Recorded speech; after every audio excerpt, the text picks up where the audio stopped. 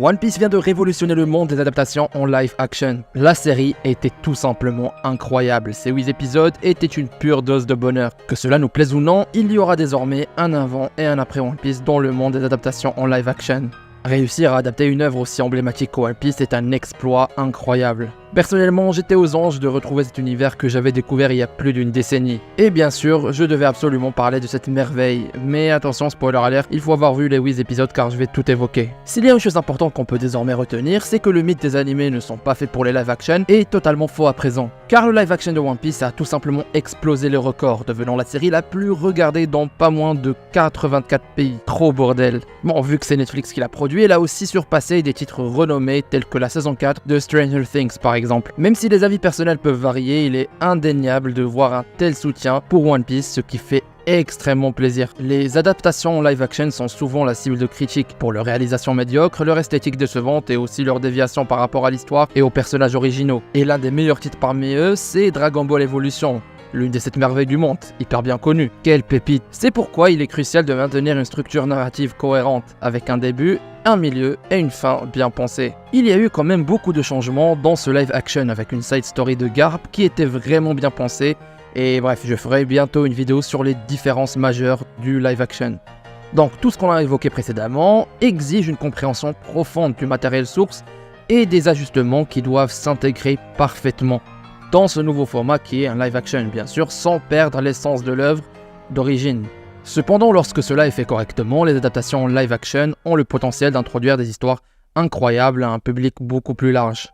Récemment, Alice in Borderland qui était vraiment pas mal. Donc la première des choses, faut toujours rester fidèle à l'esprit de l'animé ou du manga original. Vous ajoutez à cela des acteurs exceptionnels et qui sont hyper fans de l'œuvre comme Emily Rudd par exemple, qui interprète Nami, qui est une grande fan du monde de la Japanimation et des mangas.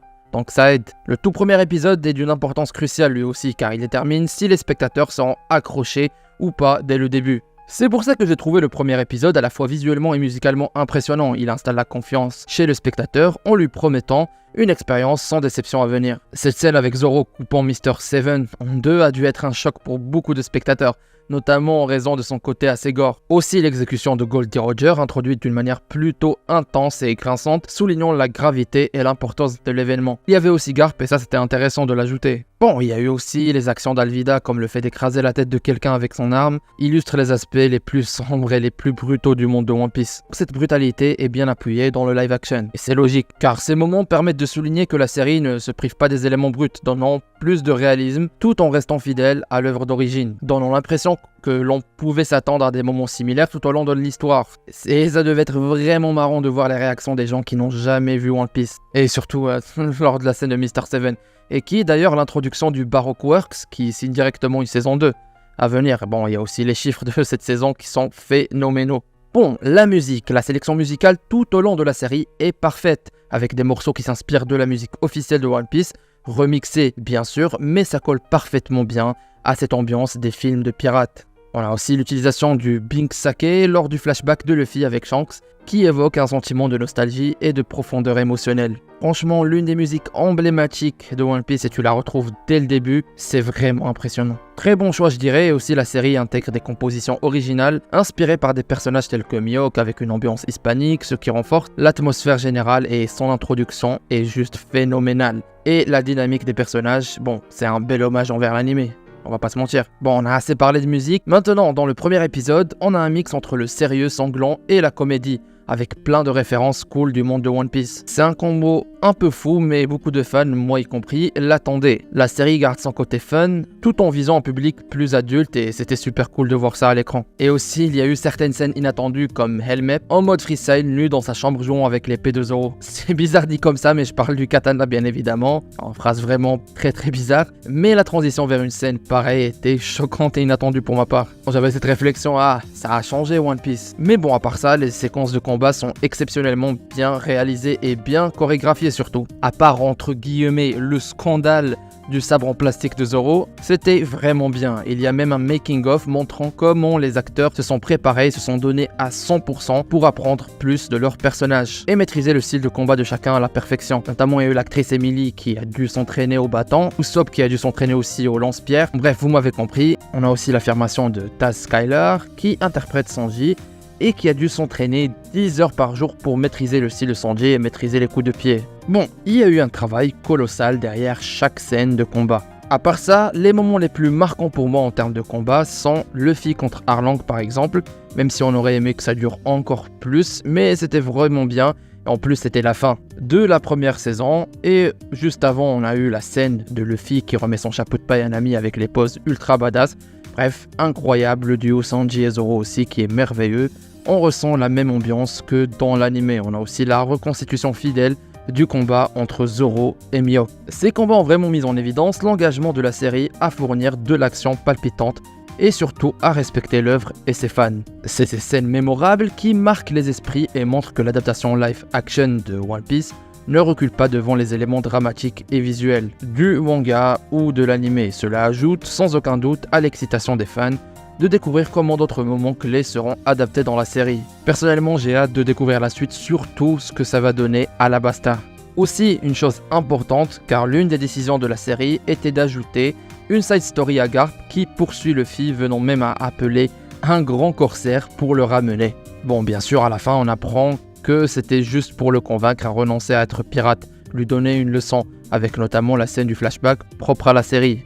Cette scène d'ailleurs, on a eu des scènes similaires dans l'œuvre, mais c'était bien plus tard, dans l'arc du flashback, après bien sûr Marineford avec Luffy et ses sabots. Mais le choix de mettre une telle scène dès le début ajoute beaucoup de sens et de profondeur à l'histoire. Mais Garp, son rôle dans la série est remarquable, faisant de lui un élément incontournable de l'intrigue. Et sans oublier Koby qui a eu une introduction exceptionnelle avec plus de screen time. On a mis l'accent sur le personnage de Koby, montrant que c'est quelqu'un qui deviendra ultra important par la suite. Et je pense quand même que Oda est derrière un peu cela, car justement ça manquait énormément dans la saga East Blue. Ces changements ont eu des résultats mitigés, certains améliorant la narration, tandis que d'autres se sont révélés inutiles ou ont perturbé le rythme.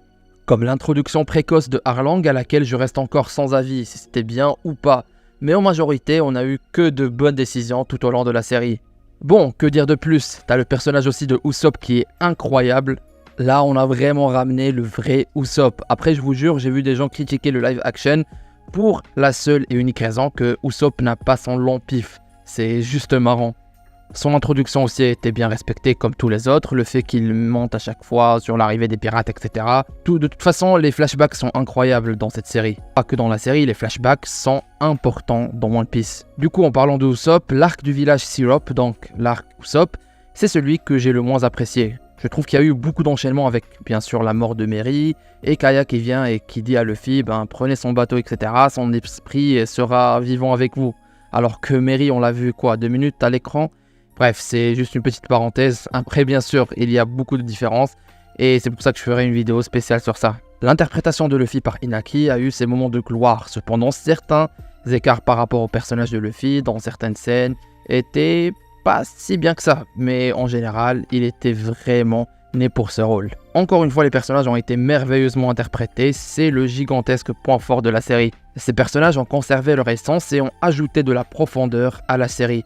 J'y repense à l'interprétation de Buggy, c'était incroyable. Shanks était aussi génial, surtout la scène de fin avec Mihawk, où il découvre la prime de Luffy, c'était quand même fou de voir cette scène dans un live action, c'est extraordinaire.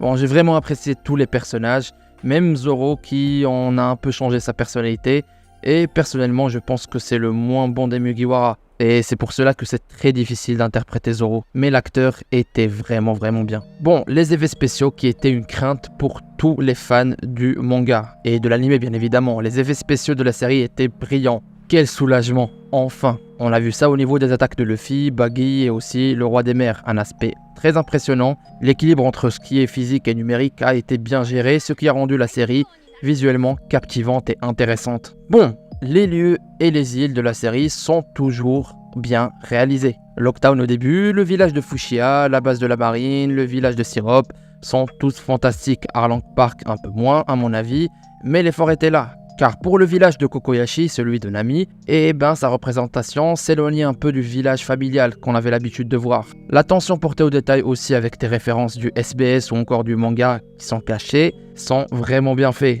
Il y a aussi la petite référence de Noland sur sa légende, etc. racontée par Nami. L'introduction des néons dans le monde de One Piece, c'est minuscule détail, mais c'était trop beau. Je repense au bar acier par exemple, et son design, et son ambiance totalement validée. Mais bon, ça pourrait rendre fou les puristes, comme avec le nez de Usopp. Les costumes ou les habits, bref, c'était une dinguerie. Aspect moderne, mais en respectant le manga, encore une fois. Bon, pour finir, je dirais que bordel, One Piece a tout explosé. L'œuvre est top tier, et maintenant le live action aussi. La meilleure adaptation de tous les temps actuellement, c'est juste fou. One Piece a placé la barre très haute et franchement un énorme bravo et merci à tous ceux qui ont bossé sur le projet. Eiichiro Oda, les fans, les acteurs, Netflix, juste un énorme merci de rendre One Piece possible sur un grand écran ou un écran bref. On se rend pas compte de l'impact que cette série a eu et va avoir dans le futur. Beaucoup de personnes qui n'ont jamais vu One Piece ont largement kiffé et veulent s'y mettre et ça fait ultra plaisir. C'est ce partage qui est important et qui est recherché. La série a clairement dépassé les attentes et nous a donné une expérience agréable, émotionnelle et nostalgique, donnant vie à l'univers de One Piece d'une manière unique et agréable. Même si elle n'était pas parfaite, cette série nous a laissé super excités et impatients d'une possible saison 2. Bon, je pense que ça sera confirmé bientôt. Moi, je n'ai pas encore fini avec One Piece et on se retrouve bientôt pour une nouvelle vidéo. Ciao et encore merci d'avoir regardé cette vidéo. Ciao ciao.